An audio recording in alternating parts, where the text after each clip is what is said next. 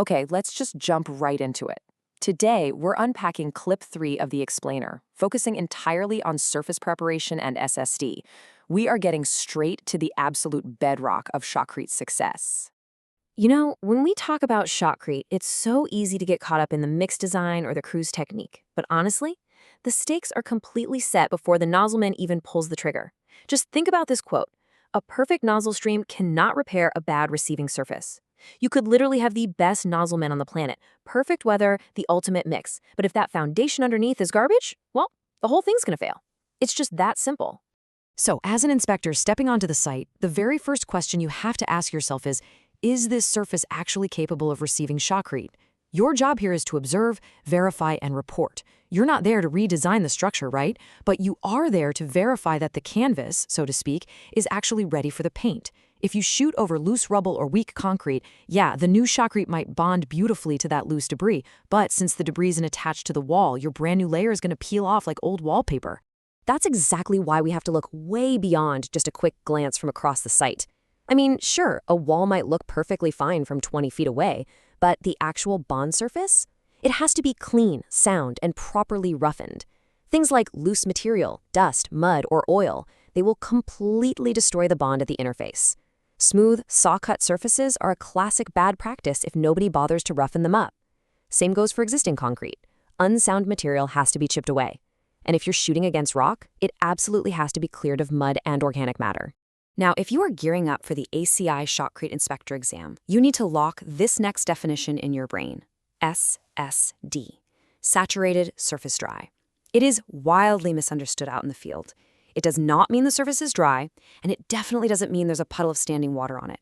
What it actually means is that the pores of the concrete are completely saturated with water, but, and this is the kicker, there is absolutely no free water film sitting on the face. So a really great memory trick to use is this. Wet inside, no free water outside. It really helps to think of moisture conditions on a spectrum. On one far end, you have a bone-dry absorptive substrate. That's super dangerous because it acts like a giant sponge, literally sucking the hydration water right out of the fresh shotcrete at the interface, which just kills the bond. Then, on the totally opposite end, you have standing water. That acts like a physical wall, completely blocking the shotcrete from adhering. So that leaves SSD right there in the middle, the only acceptable condition where the surface is perfectly balanced to accept the new material without messing up its hydration. But here's the thing you absolutely have to remember. Surface conditions change constantly. Say a wall is perfectly wetted down and hits that beautiful SSD state at like 7:30 in the morning, but the pump gets delayed and shooting doesn't start until 9:30. During those 2 hours, that wall is getting hit by wind, warm air, maybe direct sunlight. So can you as the inspector rely on that 7:30 a.m. sign-off? No way. The only condition that actually matters is the condition at the exact second the shotcrete hits the wall. And this is exactly why meticulous preparation between layers is absolutely crucial. You have to treat every single new layer as a brand new bond condition.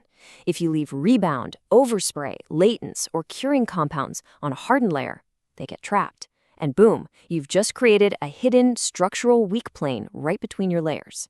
Oh, and one more thing, if a bonding agent is specified, remember it's just part of the system. A really common mistake is treating a bonding agent like a magic band-aid for terrible prep. It doesn't work like that. It cannot compensate for leaving dirt on the wall. The surface still has to be physically sound and clean underneath. All right, let's put on our hard hats for a second and walk through a few realistic field scenarios. Scenario 1.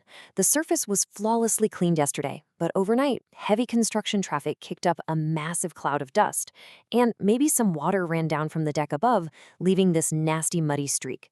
The crew shows up, they're ready to shoot, and the super tells you, hey, we already cleaned it yesterday, we're good to go. So what should you be noticing here? Well, the required action here is super strict, and it goes right back to our core framework. What are you actually seeing? You're seeing contamination. Inspection is based 100% on the condition right now at the actual time of the work. It literally doesn't matter how pristine that wall looked yesterday at 5 p.m. What matters is right now. Because it's dirty today, you have to hit the brakes. The condition has to be corrected and that wall must be re-cleaned before it can be covered. Let's try another one. You're out looking at a wall that's just been pre-wetted. It's visibly wet to the touch, and looking closely, you see actual water beads pooling up in the little depressions and bug holes of the concrete. So, pop quiz, is this SSD? Actually, scratch that. It's an immediate failure of the SSD standard. Remember the golden rule? Saturated but surface dry.